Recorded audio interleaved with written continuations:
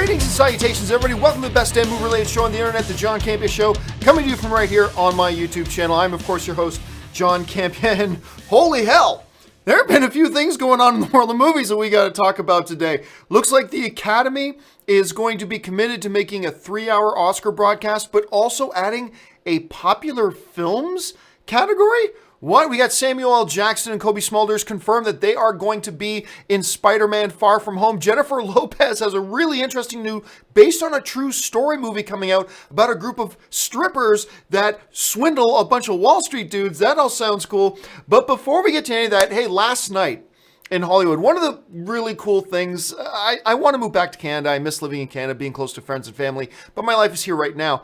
But one of the great things about living in LA is getting to go to the Hollywood Bowl every once in a while. And last night, I gotta tell you, if you guys get a chance to do something like this, do it. Last night was Star Wars in concert. So what it was the LA Orchestra on stage, and they played the Star Wars movie on giant screens without the musical track, and then the orchestra played the music along with the movie. It was awesome. Packed house, like 17,000 screaming fans in the Hollywood Bowl in this great outdoor venue with everybody with lightsabers and everything. It was so amazing. And they tour these things around. So if you get something like this in a city like yours, whether it's, last month Anne went to the Hollywood Bowl for a Harry Potter in concert. If you get to go to one of these types of movies where they actually have an orchestra playing the music while playing the movie, I highly recommend you guys do it. It's an awful lot of fun. And me and Anne's sister, my brother-in-law Stan, we had a great time there last night. Make sure you go out and do that if it comes to a town near you, because it does travel around. Go see these types of things. It's a lot of fun. All right. Now, before we get to any of the new stuff, a little bit of house cleaning. As you know, every day here we do a question of the day that we throw over to you guys to hear what you guys have to say. Now, of course, yesterday's question of the day was about Dave Bautista. Obviously, Dave Bautista wants out of Guardians of the Galaxy. He's only going to do Guardians of the Galaxy because he's legally obligated to do it. But the question of the day yesterday, do you think that Disney will let Dave Bautista out of his contract and let him out of doing Guardians of the Galaxy 3? And I'm going to tell you what, it was the closest result we've ever had on question of the day. Here's what you guys said. You guys said, just by a little bit, that no, they will not let him out of his contract. You believe they will make him play Drax the Destroyer in Guardians of the Galaxy 3. 52.22% of you guys said no, they'll make him play it. And right, very, very close. Like I said, I think this is the closest our question of the day has ever been. 47.78% of you guys said yes, they will let him stop playing Drax. They'll let him out of his contract. So, by the narrowest of margins, you guys have said, no, they're not going to let him out of the contract. They will make him play Drax one more time. So how will it actually turn out? I guess we're just going to have to wait and see. All right, now, before we get to our main topics, we got a whole bunch of things off the top that have dropped here recently. Starting off with this, just a little while ago, they released the brand new poster and trailer for the Nutcracker and the Four Realms. First of all, it's a beautiful poster. Really, really beautiful poster. That's gorgeous. I love that. So the trailer dropped. Now, you guys remember, they released like a teaser trailer for Nutcracker and the Four Realms a while ago. Didn't really give us anything. What they showed us, they might as well have not shown anything because I had no idea what we were looking at. I really didn't. There's some shots look pretty, but I have no idea what is happening here. I don't even know what the point was of releasing that initial trailer. But anyway, they put out this new trailer today. I think it was about 1:30, so it's not even like a full-length trailer. And I gotta say, I'm on board. The story sounds really nice. The whole notion that this girl's mother created this entire world that is now at war. It's got a little bit of an Alice in Wonderland kind of feel to it. Absolutely it does. But what I was most taken with by this trailer is the sheer gorgeousness of it. The sheer gorgeousness of it. Like every single frame of that trailer, so filled with vivid, rich color And I've seen movies before where the cinematographers try to use a lot of color, but it just kind of comes across as a visual mess. This was completely different. Every frame, rich, vivid color, and it all seemed to work in this beautiful harmony visually. And I just found myself sometimes, I even had to stop and rewind the trailer once or twice because I realized I'm not even paying attention to the trailer. I'm just taking in these gorgeous visuals. Like, oh my God, it looks so good. But anyway, in the trailer itself, the actual meat of the trailer, you got Mackenzie Foy. For those of you who think this girl looks familiar, she was the girl who played Resemme, however you pronounce her name, the little daughter in the Twilight franchise in the last film or two. She played the little girl. She's a little bit more grown up now. You've got Keira Knightley in there, which is awesome. You got Morgan Freeman in there, which is awesome. You got the Queen in there, which is awesome. It looks good. The story seems really nice. It's not completely original, this type of story, but it fit nice. And like I said, visually, it was just gorgeous. Now, maybe the movie will suck. I don't know. But I got to say, this took my expectation level up for it. Because my expectation level for it before was basically 0, but it's brought it up quite a bit. I'm intrigued to see more. I'll look forward to the first full 2.5 minute trailer and see what else we can get out of it. But right now, I got to say, I thought it looked pretty good. All right.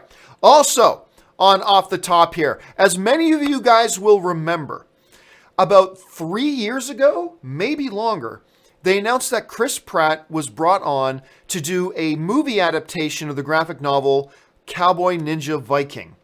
And the basic, I've never read the graphic novel myself, but the basic idea is it's this guy runs this spy agency, for lack of a better term, where the agents are these guys with multiple personalities. And I guess the Chris Pratt character was supposed to play this individual who's got 3 personalities, that of a cowboy, a ninja, and a Viking.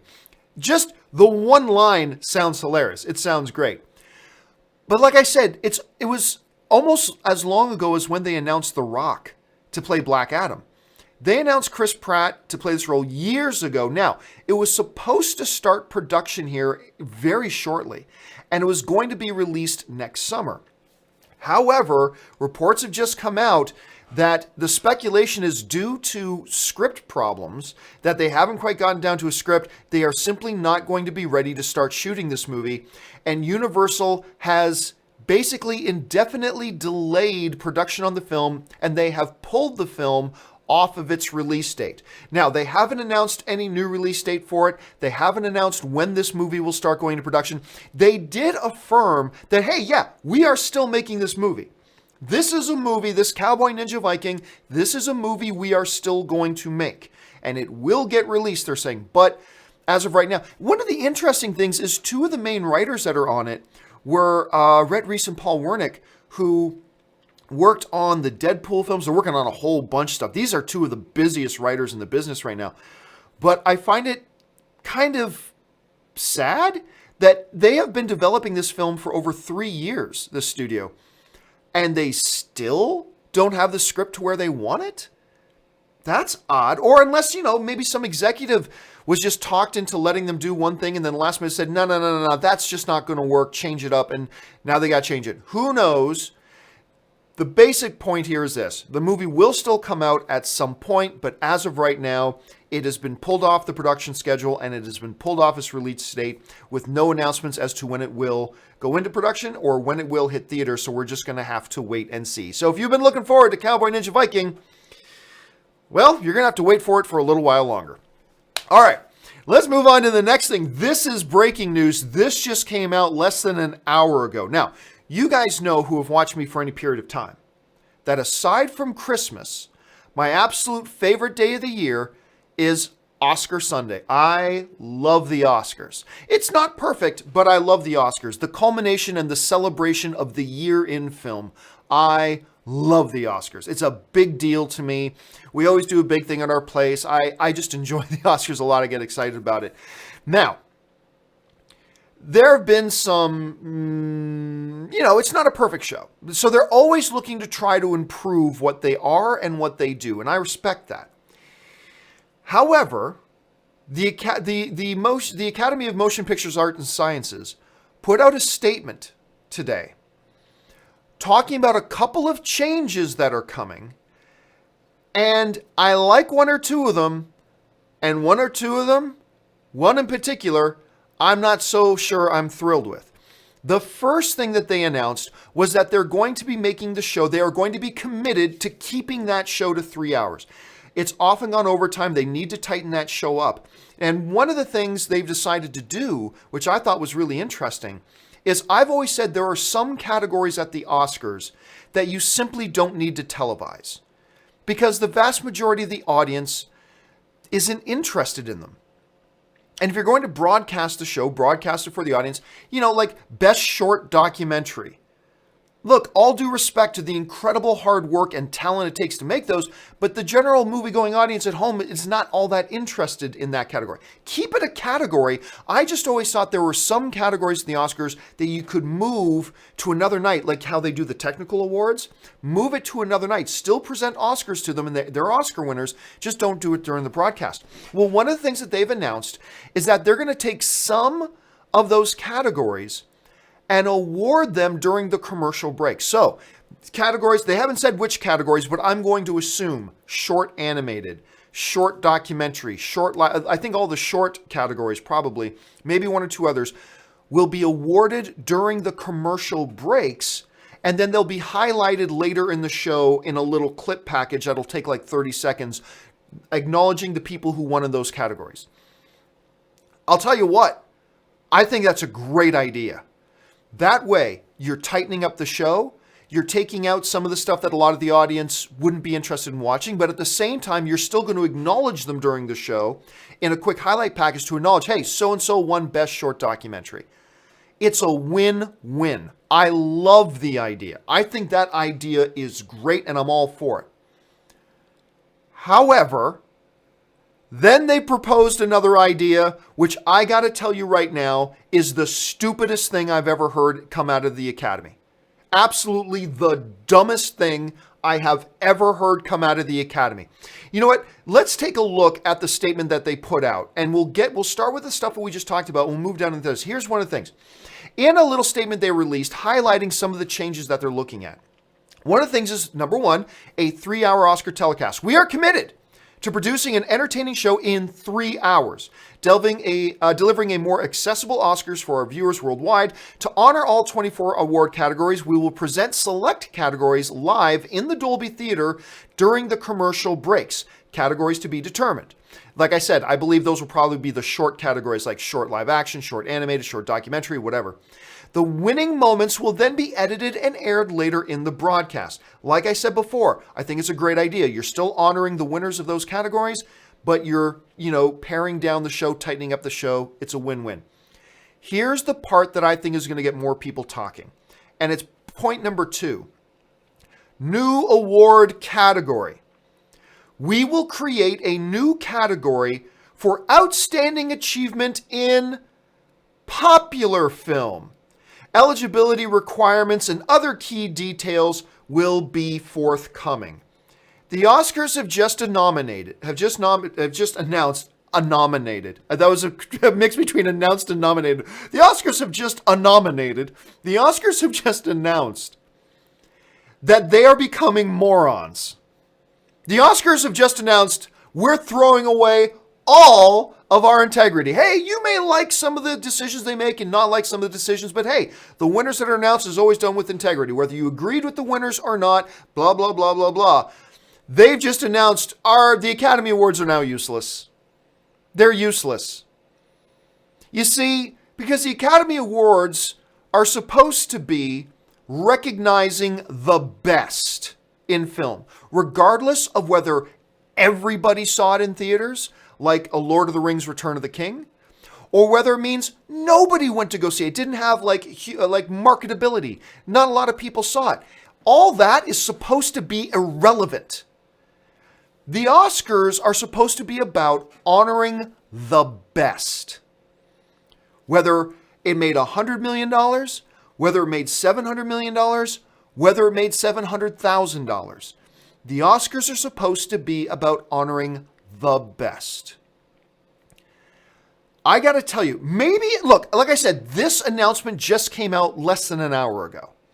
So maybe once I marinate on this a little bit longer, maybe I'll feel differently a little bit tomorrow. Maybe I'll feel differently about this tomorrow once it's marinated with me a little bit longer. Because like I said, I only read this like less than an hour ago. But I will tell you my initial reaction to this is incredibly negative. Because what you're now doing is giving out fake awards. You're giving out fake awards. Hey, Black Panther, you weren't actually good enough to win an Academy Award, so we're going to create a category just for you so we can give you an Oscar. So it's useless. It's the same thing that I've always felt. I don't think Best Animated should be a category. The Academy created the Best Animated category simply so they wouldn't have to deal with the problem. Because you had a stretch where like 7 out of 9 years, the number one critically rated films of the year were animated films, and the vast majority of them weren't getting nominated for Best Picture. So to deal with that issue, they said, let's just create a category for them. It's a participation award. That's what it is. You know, the little kid soccer team, they actually suck and they never won a game, but you get this participation award. That's what Best Animated is. It's a Best Participation Award. That's what this popular films thing is. It's nothing but a participation award. It is nothing but a marketing gimmick. It is nothing but a cheap attempt to get more people to watch the show. It's stupid. Because guess what? Let's say Black Panther, they institute this category for 2020. Let's say it was instituted this year. It's probably not going to be instituted until 2020, but let's say it was instituted this year. Great, you give Black Panther the award, or I don't know, you give Jurassic World the award, or you give whatever the award. Fine, you give The Incredibles the award, whatever. Everybody will know it's not real. Everybody will know it's not real. Why don't you create a category that says best film that has a supporting actress whose name starts with W?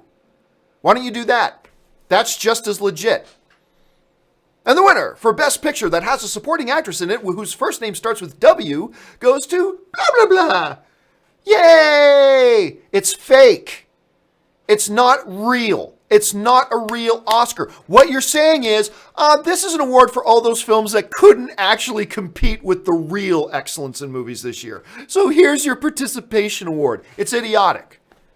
It's absolutely idiotic. And again, let me temper myself here. Let me emphasize again. I might feel differently tomorrow. Like once I sit on this and think about it for a few hours and whatever, maybe I'll think of a few other points of view and maybe I'll soften on this. Maybe. I reserve the right to feel differently about this tomorrow. Right now, this is idiotic. This is simply the Academy going, please watch our show. Look, I mean, the movies you went out to go see that weren't actually all that great, we'll give them nominations in their own little category. Please watch our show. It's idiotic. This is stupid. And I wouldn't care if I didn't love the Oscars so much. But I love the Oscars. And now you could say, but John, isn't it good to give some recognition to, these other films that maybe don't fit traditionally into these categories? But it's fake recognition. It's fake recognition. There's a reason I get so excited about the progress like a lot of popular films are making because they're getting better and better. There's a reason I made such a big deal out of the fact that Logan got a Best Screenplay nomination. That was huge. And now it means nothing. They're undermining all of that. All that progress that popular genre films have been making, all that progress and legitimacy and all the work that these genre films have done and all the progress that they've made, they're now being made irrelevant because they're being given a booby prize. They're creating a separate little participation award for them. It undermines the legitimate growth and development of popular genre films. It doesn't honor them, it undermines them. Because we now are getting genre films that are getting better and better and better and forcing the Academy to say, oh my God, like one of the major categories is Best Screenplay. That is one of the pinnacle categories. And they had to give a nomination to Logan. They had to. They know it. And they gave it to Logan. And we see the development and the growth and the progress popular genre films are making. And what has the Academy just done? They've just spit on it and undermined it by saying, we're going to make it a fake category. How's that? You kids go hang out. We're going to give you your own little kiddie table. Isn't that great? You get to go sit over there. I hate this.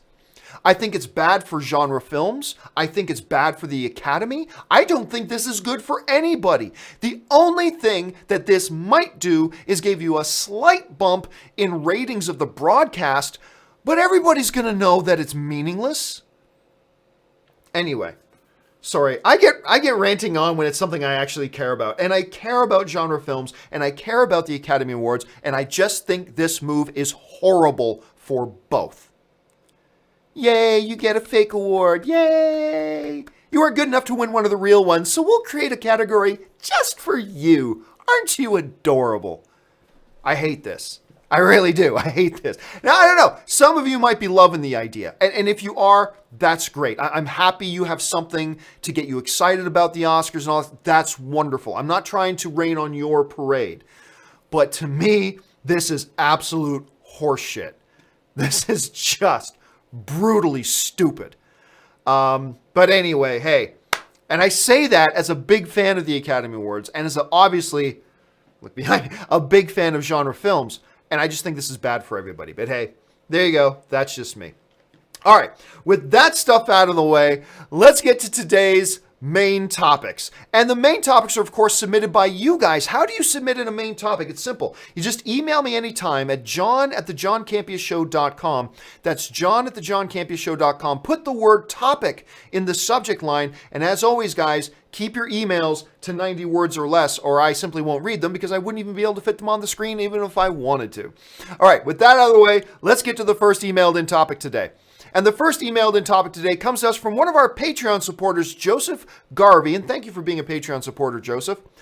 With Patrick Stewart saying that Picard will be a very different character in the new show than how we knew him since Nemesis. Do you think they will give Captain Picard a similar treatment to that of Luke in The Last Jedi? All right. Thanks a lot for the question, man. And yeah, we heard from Patrick Stewart and also Alex Kurtzman saying this will be a different kind of Picard. But will it be as different as, say, the last time we saw Luke to when we then caught up with Luke in episode 8? I don't think it's going to be that much of a difference for a couple of reasons. Number one, the time gap between when we last saw Luke in Return of the Jedi and then episode 8 was a significantly longer time lapse. There were a bunch more years in between them as opposed to the last time we saw Jean-Luc Picard. Right? So there's a significant more time there, and a lot more can happen to a person. Secondly, the last time we saw Luke, he was a lot younger of a man than the last time we saw Jean-Luc Picard, right? So Luke was still like this young man. Jean-Luc Picard was already a seasoned, Federation veteran. So, I mean, he's a little bit more, the last time we saw Jean-Luc, he was a little bit more set in who he's going to be. So for those reasons, I don't think we're going to see that big of a transformation. Now, to me, I think the transformation from what we saw Luke in Return of the Jedi to episode 8 was completely consistent when you actually look at how much time has passed and the traumatic events that he has gone through to bring him to the place that he was at. I thought that was completely consistent. I have my criticisms of Star Wars episode 8, but the way they handled Luke is not one of them. The way they handled Luke was actually quite perfect when you look at his life, in my opinion, at any rate. When you look at his life, the events that he went through, the trauma he went through, all that kind of stuff, that would bring a person like Luke over the course of 30 years to the place that we found him in episode 8. I happen to like that. I got my other problems with The Last Jedi, but that was not one of them. With Picard, I think we're going to find him in a different place in life. He's not captaining the Enterprise. I think there's a good chance he's probably going to be the head of Starfleet, but nobody has said that directly, so I don't know if that's going to be the case. But I think he's going to be the head of Starfleet Academy, kind of like a Dumbledore for the Star Trek universe. But I think he will have gone through some loss. I think we're going to get into this new show and find out that Dr. Beverly Crusher has passed away, who was his closest friend.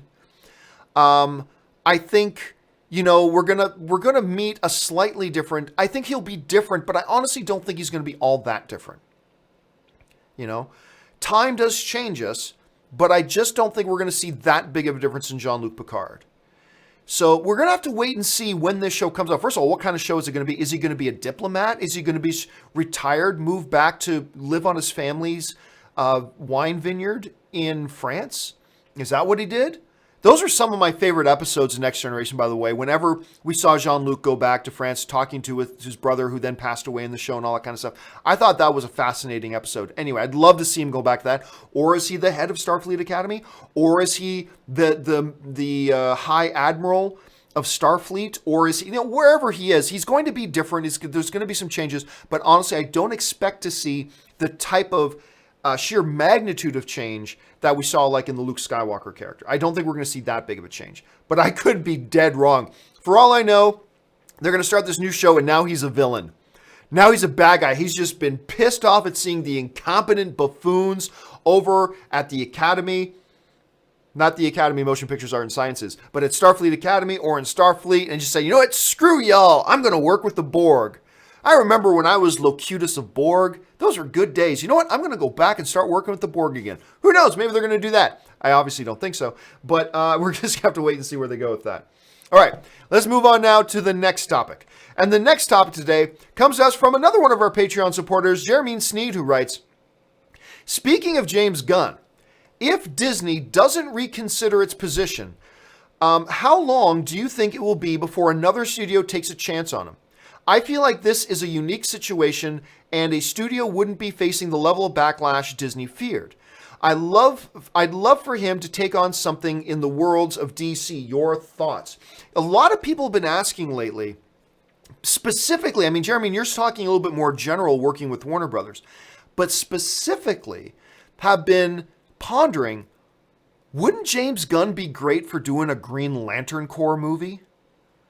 I've seen a lot of tweets and a lot of you guys have messaged me about that. Wouldn't it be awesome to see James Gunn doing a Green Lantern Corps movie? Bringing the whole intergalactic sensibilities that he brought to Guardians of the Galaxy.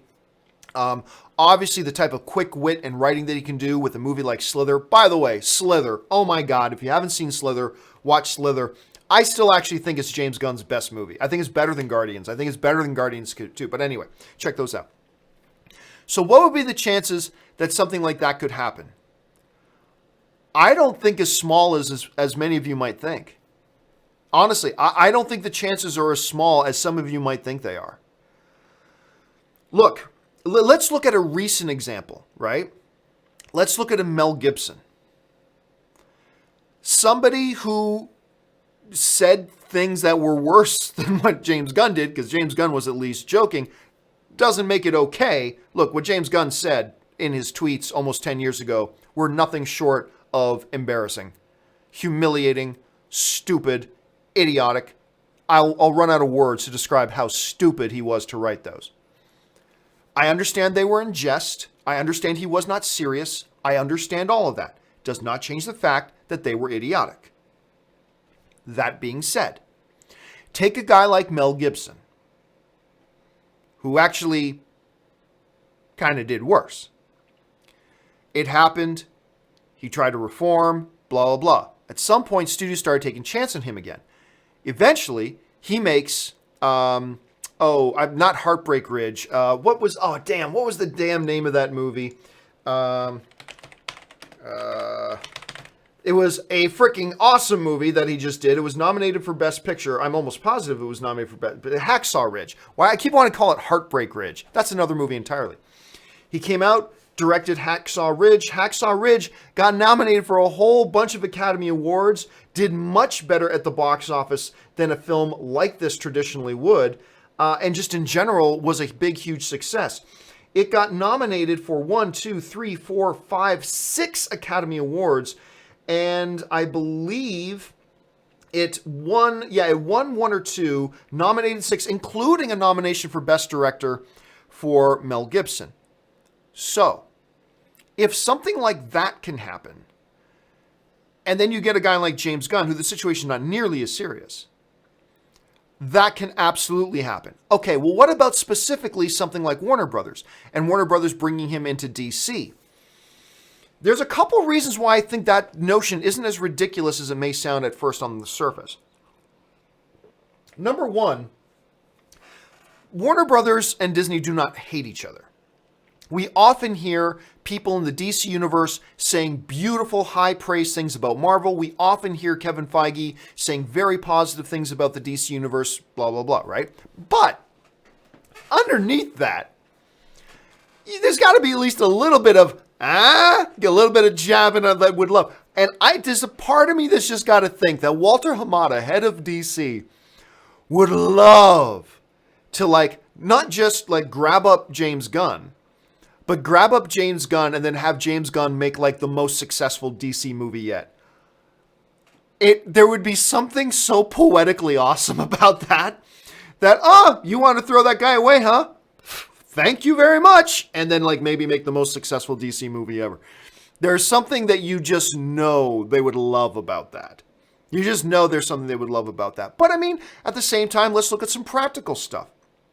James Gunn has the ability to create the type of, story narrative with humor that DC seems to want to start to incorporate more into their films. That makes a director like James Gunn actually kind of perfect. When you see the new direction that Walter Hamada seems to want to be taking the DC universe in, that slight course correction, James Gunn kind of epitomizes that sort of ability to combine solid narrative, good characters, and good humor all at the same time. He's a prototypical kind of director that you would want for something like that if that's the direction you're taking your franchise in. On top of that, James Gunn has a track record of success with these films. I mean, he made amazing movies like Super and Slither, but then you're getting into the big budget, superhero films with Guardians 1, Guardians 2. He was an executive producer on Avengers Infinity War. He was going to be a heavily involved person with Kevin Feige, with all the intergalactic Marvel stuff moving forward until, Alan Horn pulled his bullshit. But it's really not that far-fetched. Now, would I say it's a 70% chance that we're going to see James Gunn directing a DC movie? No, absolutely not. But whereas some of you might be tempted to say, 5% chance, I'll tell you what, I'll go as high as 20%. I'll go as high as 20%. And I'll go one further. I'll go as high as 20% that within a year, no announcements tomorrow or next week or nothing like that, but I'll say 20%, a 1 in 5 chance that within a year, we'll hear that James Gunn is directing a DC movie. Now, that means 80% chance that it won't. I'm acknowledging it's unlikely. It is unlikely. I'm just saying not as unlikely as you may think. Because aside from the poeticness of it and Warner Brothers wanted to stick it to Marvel a little bit or anything, aside from all that, just on a practical level, he's the right type of director. He's prototypical for where you want to take your franchise, apparently, if you're Walter Hamada. He's got a track record of success doing these kinds of movies. There are some solid arguments to be made for it. Obviously, arguments to be made against it. Does Warner Brothers want to step into a controversy? Do they want to because Warner Brothers has had enough controversy just on their own. Do they really want to just voluntarily step into a new controversy that wasn't even theirs to start with? That's a major issue and something they'll have to decide. But hey, if a guy like Mel Gibson can come back out, make a Best Picture nominated film, be nominated for Best Director, bring a lot of success for a studio, if that can happen, and now you got a lot of studios lining up trying to get Mel to direct their next film. If that can happen, then it can happen with James Gunn. Will it? Don't know. We'll have to wait and see. And for all of you guys saying that a Green Lantern Corps would be right up his alley, I can't disagree with you. I can't disagree. That would be interesting. We'll have to just wait and see. All right. That leads us, by the way, guys, to today's question of the day. I want to put it to you. Do you think James Gunn will eventually direct a DC movie for Warner Brothers? It's just that simple. That is my question for you guys today.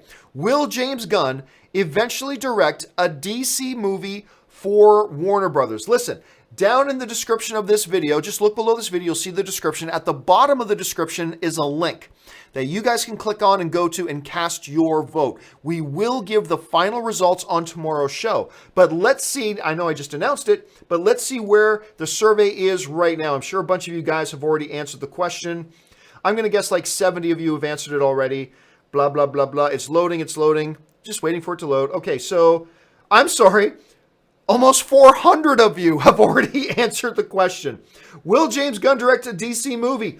Wow, right now, overwhelmingly, 84.9% of you are saying yes, he will. Just over 15% of you are saying no, he won't. So as of right now, I think it's a 20% chance. So I don't think it's likely. I just think it's more likely than you might think. But right now, 84.9% of you are saying that yes, you believe he will be directing one of these films. 15% of you are saying no, he won't. But that could change. That could change quickly. You guys have a chance now. Jump down into the description of this video. Go to the bottom. Click on that link for the question of the day and cast your vote. Will James Gunn be directing a DC movie? Let me know what you guys think. All right, let's move on now to the third topic. And the third topic today comes to us from Juan.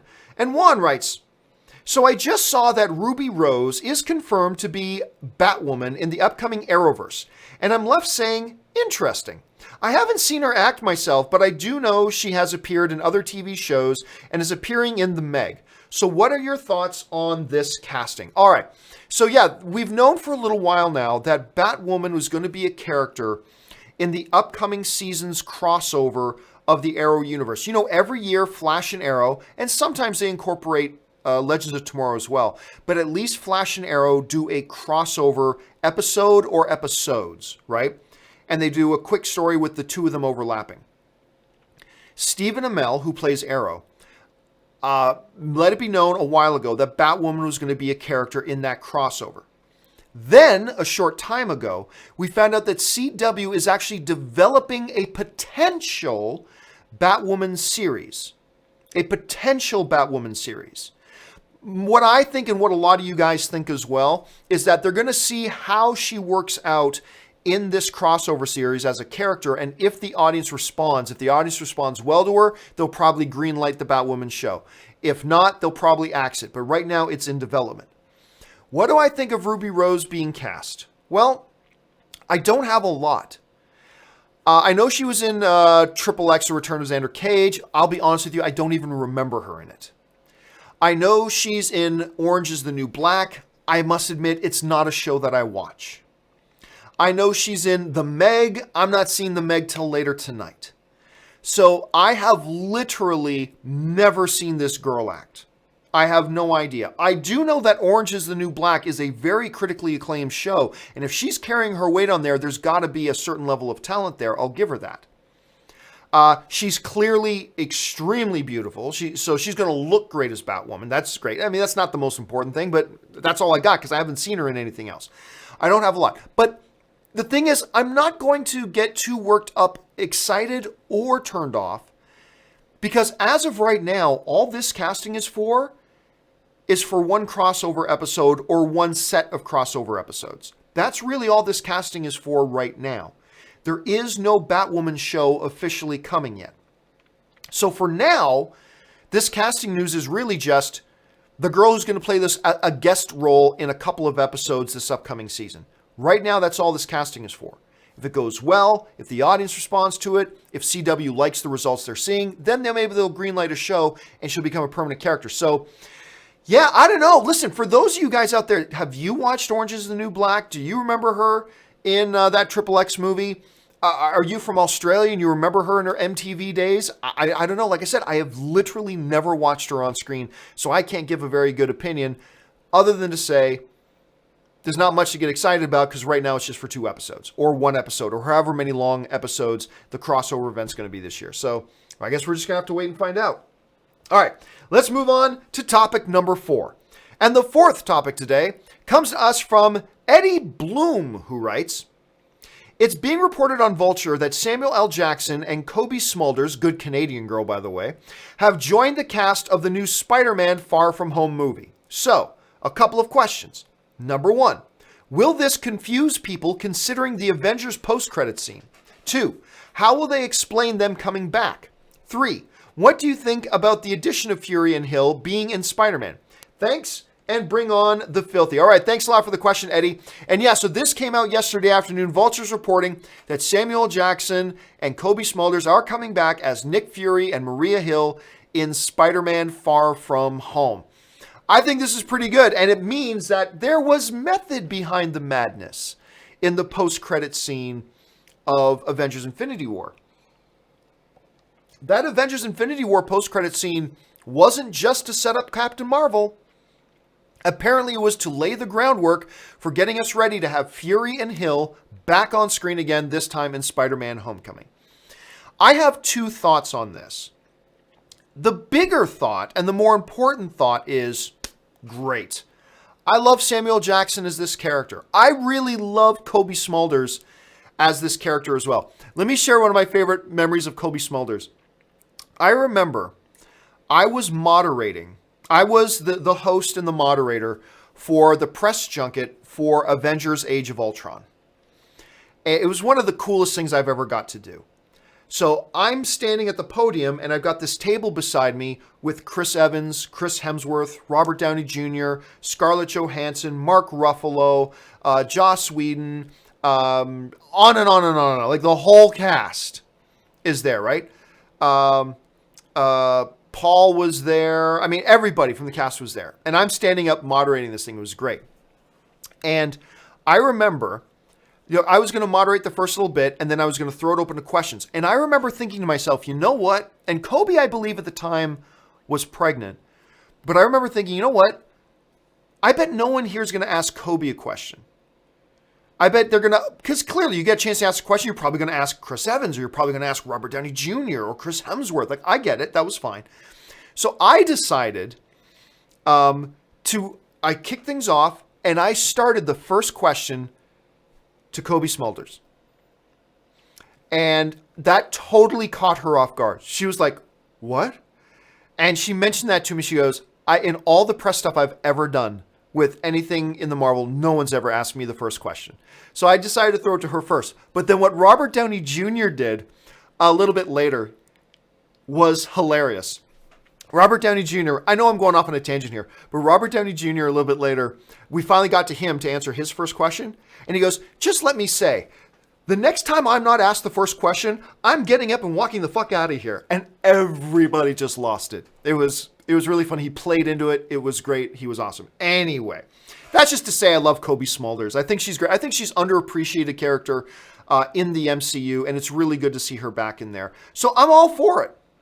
I think it's great. Now, the other part of me, and this is the smaller part, much, much smaller part, but it is there. The other part of me is a little disappointed in the news, not because, who doesn't want Samuel Jackson as Nick Fury in there? Of course you do. But there's a little part of me that's a bit disappointed in it, just because, I understood in Spider-Man Homecoming, hey, this is the third incarnation of Spider-Man. This is the third guy as Spider-Man we're trying to get the audience on board with. It's his first movie in the MCU, minus his cameo in Civil War. It needs a little bit we need to create a bridge between Spider-Man and the MCU. Let's put Iron Man in the movie. And it was great. I love Homecoming. I thought the movie was wonderful. And they decided, let's put it in a bridge between Spider-Man and the MCU, and we'll put in Iron Man there to help that transition for the audience. I thought it was a great move. But I also was kind of hoping that now that we've had Civil War and Homecoming and Avengers Infinity War, that maybe we can take the training wheels off Spider-Man now and let Spider-Man have a true standalone movie. And I thought it would be nice to have him without other MCU characters in there. So there was just that. But again, that's the small part of me. The vast, bigger part of my brain is actually really, really happy about this. Because like I said, and remember, in the animated stuff on TV, There is animated stuff where Spider-Man is a part of S.H.I.E.L.D. and he works with Nick Fury a lot, and he's always working to get Nick Fury's approval and all that kind of stuff. So there's precedent for this as well. So I think it's good news overall. Yes, it would have been neat to see Spider-Man have the training wheels taken off, let him have a standalone movie, but this is also a very good move, and personally, I'm pretty excited about it. All right, let's move on to the final email today. And the final email today comes to us from Vanessa Evans, who writes, "Hey, John, as a survivor myself, thank you for telling your story on the James Gunn situation the other day." Well, thank you so much for that, Vanessa. I appreciate that. It meant a lot. Anyway, I love Jennifer Lopez. I was wondering if you heard about her new movie, Hustlers. It's based on a true story about a group of strippers who band together to take advantage of a bunch of Wall Street guys. I think it sounds great. Do you think it can be any good? Thanks. All right, thanks a lot for the question, Vanessa. And first, let me just answer that last part. Do I think it can be any good? You guys know what I'm going to say. Anything can be good. Anything can work. If you can make a movie about a bunch of plastic blocks, Lego, and make that a good movie, you can make anything a good movie. Or as somebody wrote on Open Mic the other day, if you can make a movie with a Norse god, with an electric axe, a talking raccoon, and a living tree, and make that into a good movie, you can make anything into a good movie. I am a sucker for true story movies. I am a total sucker for true story movies. I am fascinated by movies based on true events. And apparently this Hustlers movie is based on a series of articles in New York Magazine documenting and chronicling this group of strippers who kind of made a little side business for themselves, taking advantage of rich Wall Street guys. My assumption, although I haven't seen anything made official, is that Jennifer Lopez is going to probably kind of play the ringleader in this. Is Jennifer Lopez the right person to do this? Well, you assume you got to get somebody in there who's going to be an exceptional dancer. Jennifer Lopez is obviously one of the Globe's great dancers, so there's that. Can she carry a movie like this, though? I don't know. I wonder. Jennifer Lopez is definitely a seasoned actress. She's been around. She's been in a number of movies. She's got a good amount of experience. I have never been sold on Jennifer Lopez as a leading lady, like somebody who can put a movie on her shoulders and carry a movie. I've never seen anything that makes me believe she can do that. I also don't think she's terrible. I don't think she's bad. She's definitely had shining moments. And maybe a movie like this will be a vehicle where she can really show off some newly developed chops. I mean, she's always working, she's always getting better, so there's that. But I will admit, off the top, that while she brings the physical skill set to it that I think you're going to need for a role like this, I do wonder if she can carry a film like this based on a true story and really carry the weight of a movie on her shoulders as its true lead. I don't know. I'm not saying she can't. I'm just admitting that I'm wondering. But putting that aside for a second, the notion of the movie, I think, sounds fascinating. And I'm not only am I particularly excited and get excited about, movies based on true stories, particularly I get really excited when they're true stories based on marginalized people or marginalized people groups. And in our society, there's not a lot of people groups that are marginalized more than women who make their living being strippers. They are a very marginalized group. They're belittled, they are looked at with disdain, all that kind of stuff. And I got to admit, whenever you get true stories, particularly ones about marginalized individuals or marginalized people groups that kind of do something exceptional, I get even more excited about that. I get more interested in things like that. So, I do have a little bit of a question mark with Jennifer Lopez being the lead, but that's just a question mark. I'm not saying I'm against it. It's just a question mark. Overall, though, I got to say, I am very intrigued by this film. Sounds fascinating. Do a little bit of Google research on this, and you'll find a bunch of information. I think you might get interested in it, too. So I'm curious to see how this thing turns out. All right.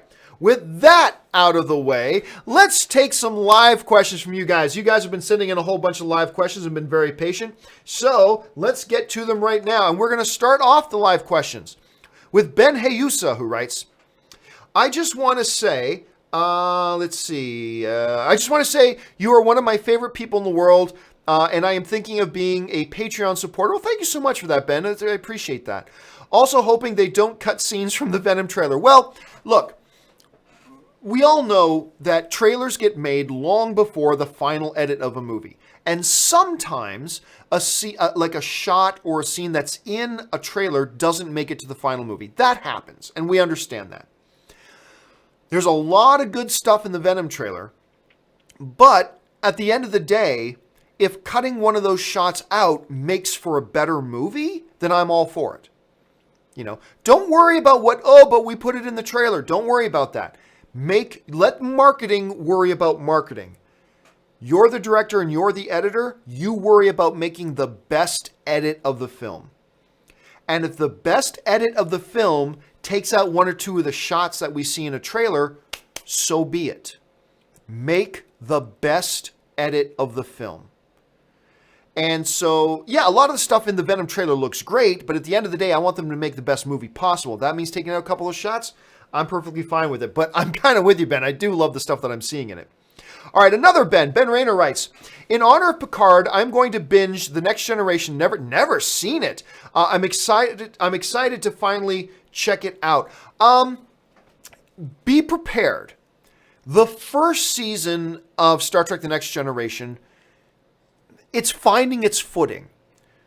You do need to watch it because it lays the groundwork for all the characters. Just be prepared that if you're getting through the first season and realizing, what's all the excitement about this over? Just remember, the first season of The Next Generation is a little uneven, and it takes a while. It's just finding its footing. Once you get into season 2, though, you really get a sense of season 2 of The Next Generation. This show has found its identity. It knows its identity now.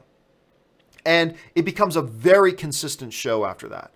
So if you're going to be watching it for the first time, understand the first few episodes, the first season even, might not be the greatest to you, but do get through those. And then I tell you what, it pays off once you get into season 2. So hang in there, and I'm glad you're going to finally have a chance to watch those, Ben. All right, Zombitron5678 says, I think in the end, Avengers 4 will be probably Dave Bautista's last MCU film. I admire his courage, but they replaced Rhodey, and he's not as big of a star like Chris Pratt. Yeah, well, and remember, the difference here is that, why am I forgetting the name of the actor? He's one of the best actors. He's one of the best actors like in the world. He's made Terrence Howard, I should say. Terrence Stamp is a very different actor. Terrence Howard didn't ask to be taken out of the movie. He was booted. He didn't ask to leave the role of Rhodey. They pulled him out and they replaced him with Don Cheadle. Don Cheadle, who is also an incredible actor.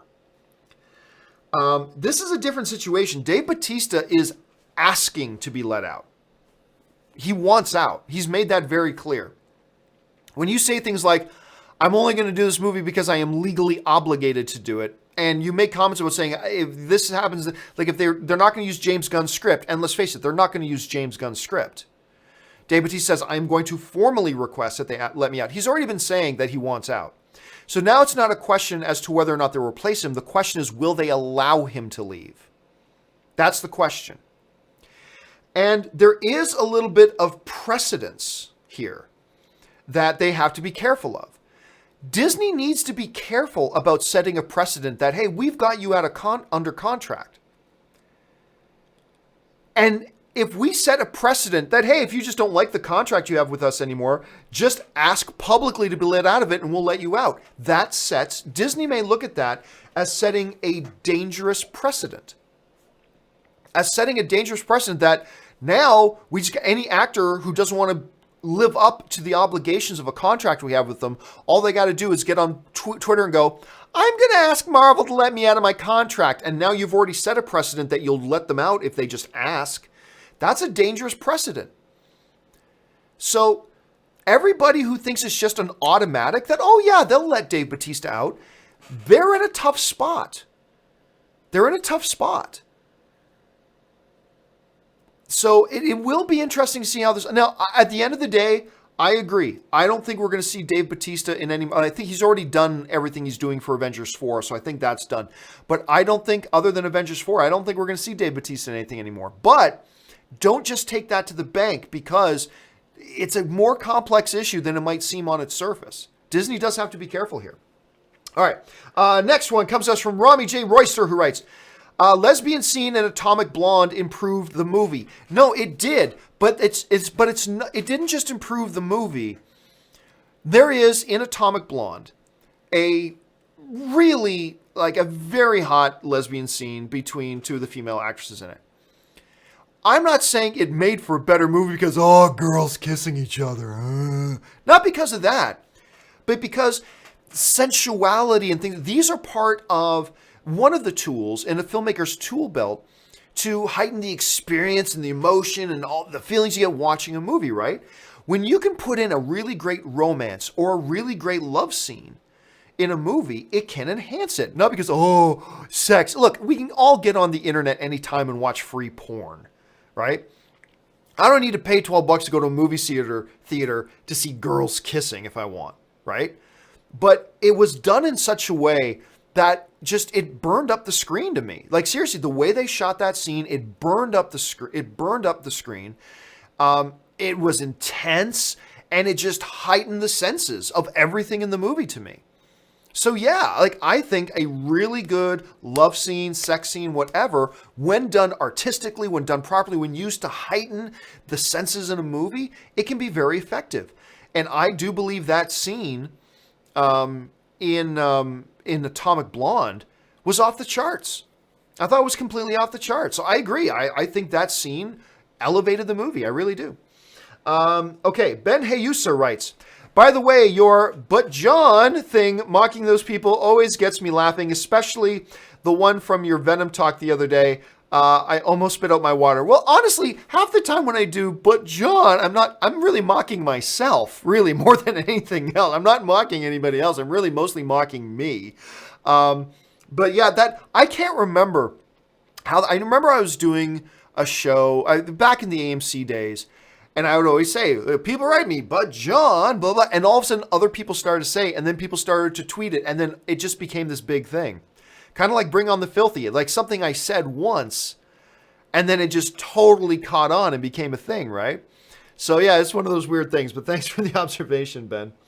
Roy L. writes, how about you have your fans pick the new name of your weekly hero show? Narrow it down to 3 or 4 good ones and have us vote. What do you think? Nope. Nope. Because you're not the one who has to live with whatever the title is. I am. I will decide on the title of my show. There are things I'll let my viewers pick and decide on for sure. But as far as title of your show goes, you need to pick the title of your show. You don't leave it up to other people to vote or anything like that. No, you don't do that. You pick. And I would encourage anybody who's thinking about starting their own podcast blog, you pick the title of your show. Now, I've opened it up. What I've told people is, send me in recommendations. If I pick one of your recommendations, and not that I promise that I will, but if I do pick one of the recommendations, I will send out to you $50 worth of AMC gift cards. So I've had a lot of people email me and suggestions. I haven't come across any that I really like yet. But no, at the end of the day, I need to pick the name of my show. I absolutely have to do that. And if you're ever looking at starting your own show, I would absolutely recommend that you pick the name of your show. There's other things you can let your readers or listeners or viewers help you decide and pick, other things. But the identity of your show, you got to pick that. And I believe that totally. And I believe that applies to me as well. So yeah, but interesting notion, Roy. I appreciate the suggestion. Let's see. Roy L follows it up with, I think the CW should put on the Wayward Sisters show on while Supernatural's on hiatus, like 10 episodes, kind of like what ABC did with Agent Carter. I think that's a great idea. Unfortunately, the more and more I'm hearing, it's sounding like they may not actually do the show. I've been hearing some things that they may axe their plans for that. Now, let me just look up something here quickly. Okay, so, yeah. It just may, yeah. I actually know, I'm reading some reports now actually saying it's done. They're not doing it. which is too bad. For those of you who don't know, in Supernatural, which is like one of my favorite shows, has been for a long, long time, they started to gather together a bunch of the individual female characters they've used over the years and bring them together. And they did an episode with this collection of characters as a way to kind of test the launching of a spin-off series they were going to call the Wayward Sisters. I got to tell you, I loved it. I love that group of characters they put together. I thought it was great. And I've been very anxious to see this spin-off series. And I like your idea, Roy. I agree. I think the good way to do it would be to air it while Supernatural is on its off season. Make it a shorter thing. Don't make it 24 episodes like Supernatural. Make it like a 10-episode run, but something to fill in that gap while we're waiting for Supernatural to come back. I think it would have been a great idea. I am not really sure why they pulled the plug on it or why it's not going to happen, because I thought it looked great. I love the characters, and something to fill in that off season would have been wonderful, but it looks like they're not doing it, unfortunately. All right, next question comes to us from Grandmaster, who writes, here are 3 awesome 90-plus-year-old celebrities. Prince Philip, Duke of Edinburgh, Dick Van Dyke, and Stan Lee. You have the power to make one of them live for 20 more healthy years. Which one do you choose? Oh, that's simple. Stan Lee. Not because I don't have a deep respect for Prince Philip or Dick Van Dyke, but Stan Lee right now is still actively working. He's still an active creator, and he participates in the MCU and all that kind of stuff. So for that reason, not that I'm saying he's a better person than either of the other two, not at all. I'm just saying for that reason, I would love another 20 healthy, productive years out of Stan Lee. So that's the one I'm going to go for. I mean, there are definitely arguments to be made for Prince Philip, but he's retired now. He's even retired from public life. Totally understand. Dick Van Dyke, I mean, hey, his icon status is established forever. So even if he did have 20 healthy, productive years, he's probably not going to do much because he's just enjoying life now, man. And good on him. But because Stan Lee is really still strives to be creative and productive, I'd go Stan Lee. Jack Reacher writes, the more I hear about Spider-Man Far From Home, the more interested I am. What kind of story they're going to tell? Oh, I have no idea. The one thing that we do know, well, here's a couple of things we know. We know that Nick Fury, Maria Hill will be in it.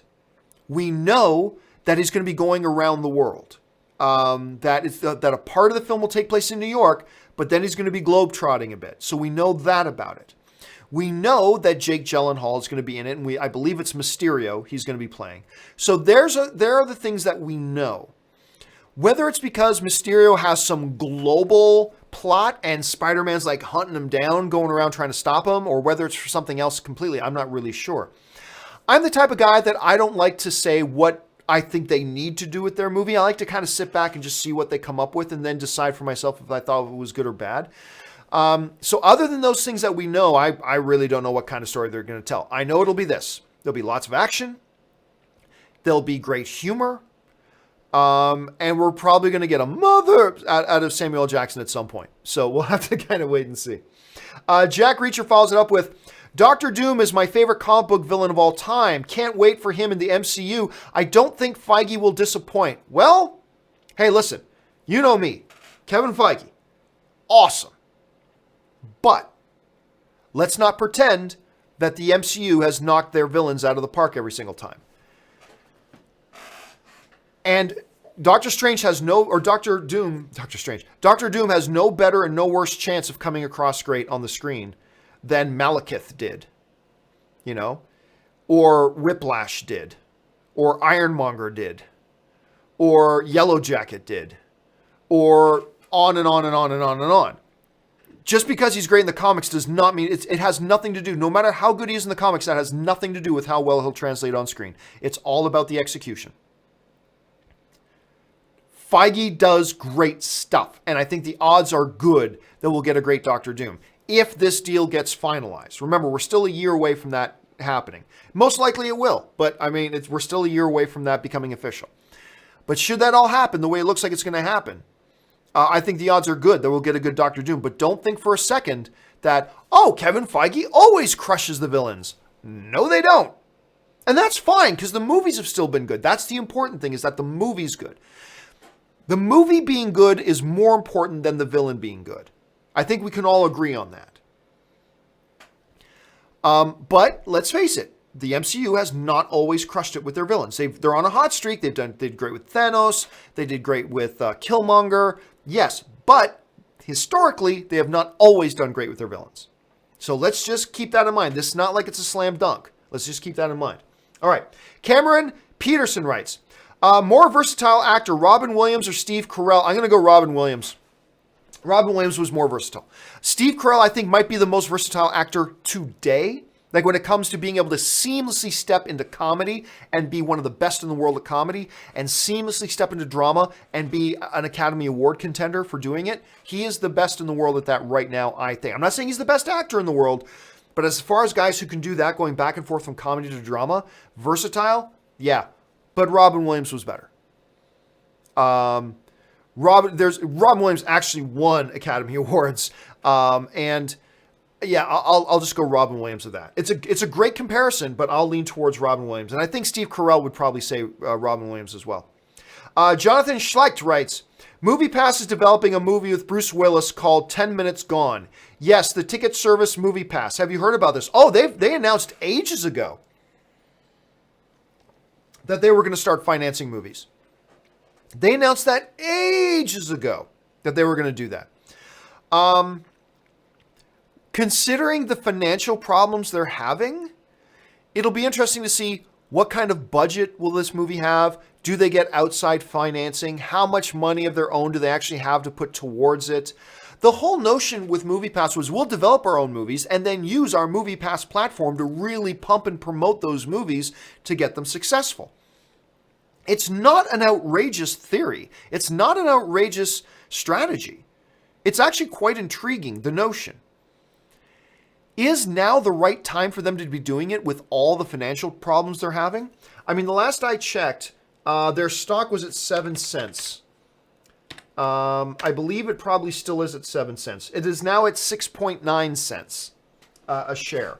From $38 to 6.9 cents. Anyway, so is now the best timing for it? Should they maybe wait till their stock price gets a little better, till they get a little bit more money in the bank to really step out and do this? I don't know. It seems like a risky time to do it, but in general, the strategy's not bad. And I am very curious to see if a strategy like that would actually work. So I just don't think now is the time for them to do it, but that's what they're doing. And MoviePass has always had questionable leadership making questionable decisions, but we'll have to see how it all turns out. All right, Sid Vicious writes, What's thought process of Christian Bale doing The Promise? Nothing about screams any success. Director's past his prime, box office potentials nil. Director's past his prime? What is that? What the hell does, come on, Sid. What the hell does that have to do?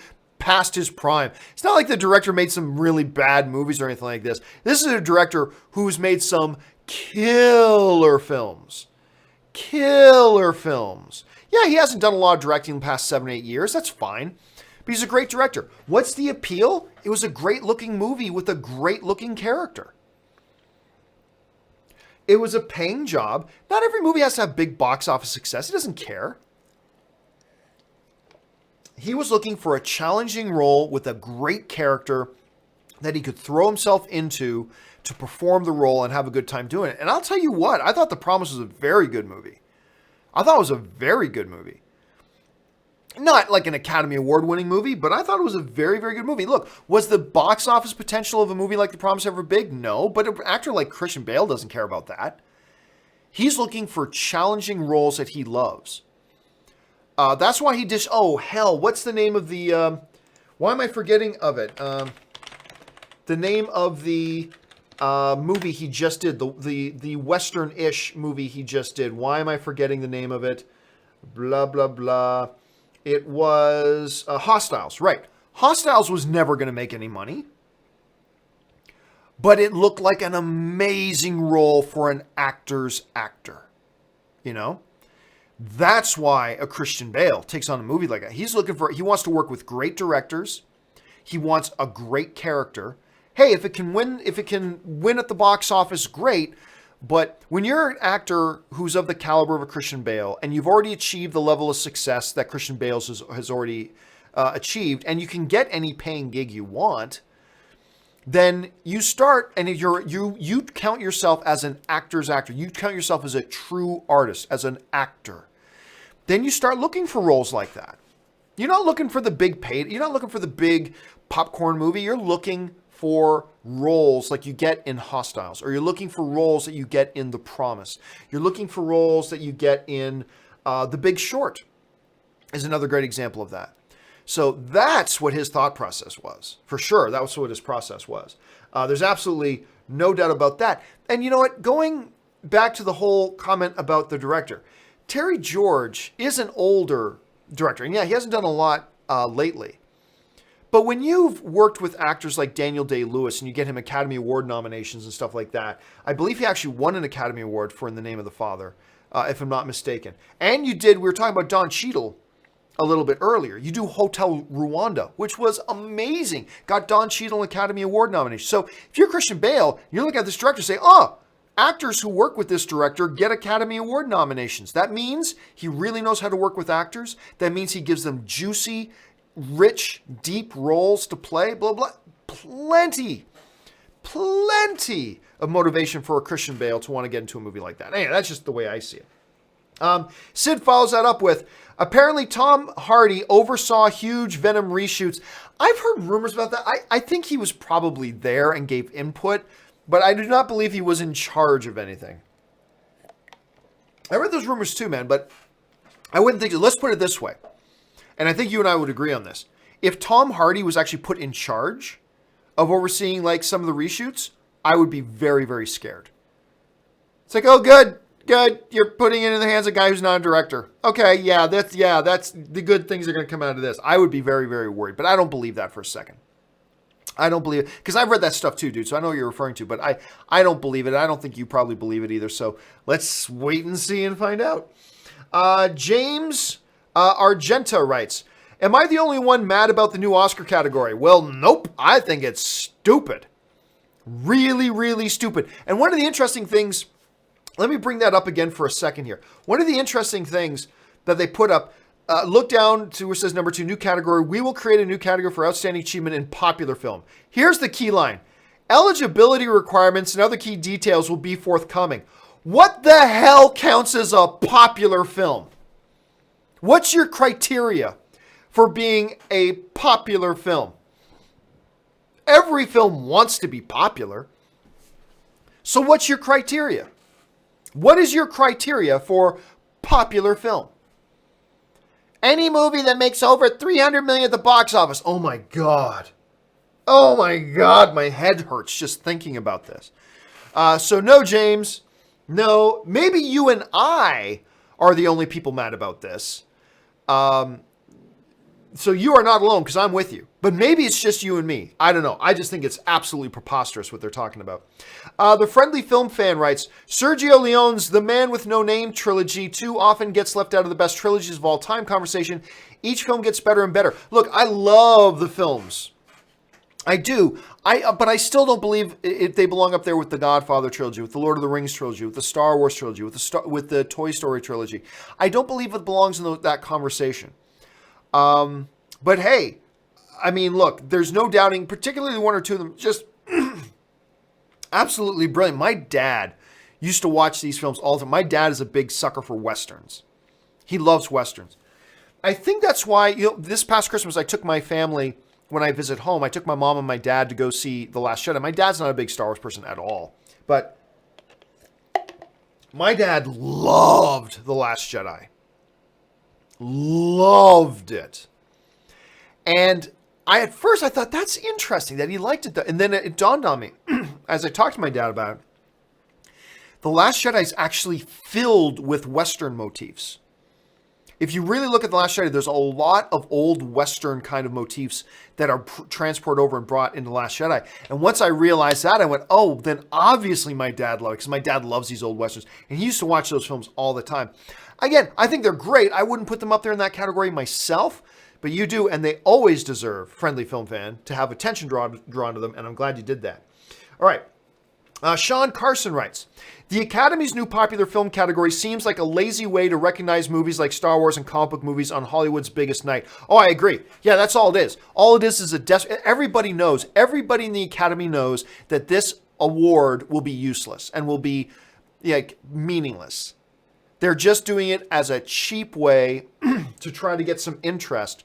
They're harming genre films and they're harming their own Academy at the expense of, let's just see if we can get a few more kiddies to watch the show. Stupid. Absolutely stupid. And I agree with you. It is a lazy thing to do. It is an absolutely lazy thing to do. I completely agree with your assessment of that, Sean. All right. Dimsum05 writes, I buy all my movies on iTunes, and Movies Anywhere makes it available on devices that don't have iTunes, like my Roku, smart TVs, and my Xbox. Simple. Oh, hey, that's great. I don't use iTunes, so I don't care. I use the Google Play Store, and I get everything I need on the Google Play Store. And my Google Play does play on my Roku and on Apple TV and on Amazon Fire and on my computer and on my phone and on my tablet and all that kind of stuff. So, that is, look, for some people like you, Dim Sum, if you buy your movies on iTunes, that transferability of your content is a big draw. That's a big draw. For somebody like me, who I just use a service like Google Play, I have no need for any other service because everything is there and it's not going anywhere and it's available on my devices. Then it doesn't really present much of an appeal to me. Something like a Movies Anywhere doesn't present a big appeal to somebody like me. But for other people who are in different circumstances, like yourself, for example, you just brought up a great example, then it becomes very valuable and very worth it. So people should check it out and make a decision. Say, hey, because it won't be all that valuable for everybody, but it might be for you. Check it out. See if it's worth it for you.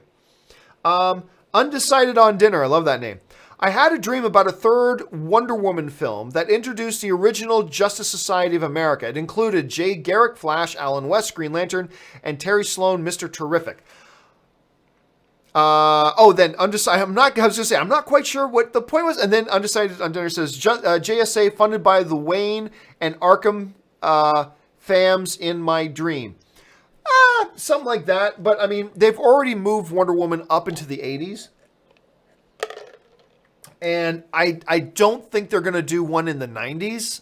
I think they're going to probably bring Wonder Woman up to modern time by the third one. Maybe not, though. Maybe not. I mean, we're going to be talking 2021 by the time we get like a Wonder Woman 3 or 2022. And by that point, like, you can move into the 90s. Now you're still 30 years separate. I mean, there's a lot you can do. There is a lot you can do. So your dream isn't all that far-fetched. I mean, I don't think they would do something like that. I don't think they should do something like that. But what you're talking about is not all that far-fetched when you really think about it. Alt Productions. Oh my gosh, I've gone way over time. Final question of the day. Alt Productions writes, love Homecoming. Wish it felt more like a Spider-Man film than a Marvel film, though. Just rewatched Spider-Man 2, and it is way better in my opinion. Love Tom Holland, though. Oh, no, I agree. Spider-Man 2 is the best Spider-Man movie.